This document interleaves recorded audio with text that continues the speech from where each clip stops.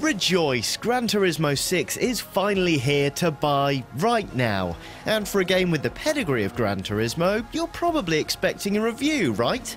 Trouble is, Gran Turismo 6 has fallen prey to the dreaded Day 1 patch, meaning the multiplayer, online community features and microtransaction features of the game aren't yet available, as well as other as yet unnamed tweaks.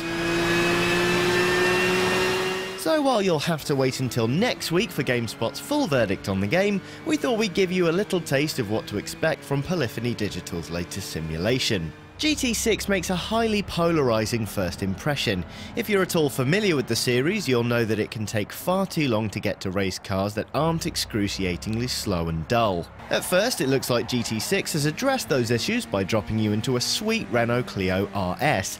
But just as you begin having fun, GT6 snatches it away and drops you right back into a standard Gran Turismo career mode, complete with a terrible first car. Credits are handed out very slowly, so you have to wait until the game gifts you a new car at the end of the first set of career events.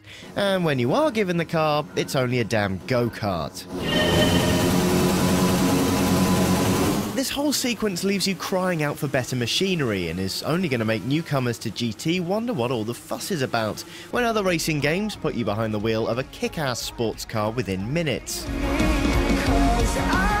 Here's where we would talk about the touchy subject of microtransactions, but those aren't going to be enabled until launch. What we can say though is that while buying your way to the top certainly will be possible in GT6, at this stage it doesn't look like the ability to do so has had a detrimental effect on the way the game works, nor are they pushed on you during play.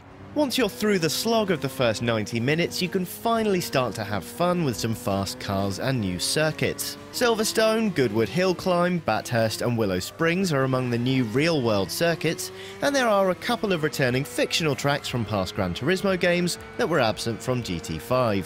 The sheer number of cars and tracks is one of the most impressive aspects of GT6. Polyphony Digital claims there are more than 1,200 cars and 100 track layouts, so there's plenty for drivers to dig into. Out on the track is where Gran Turismo excels and features the best, most detailed and most engaging car simulation engines on console.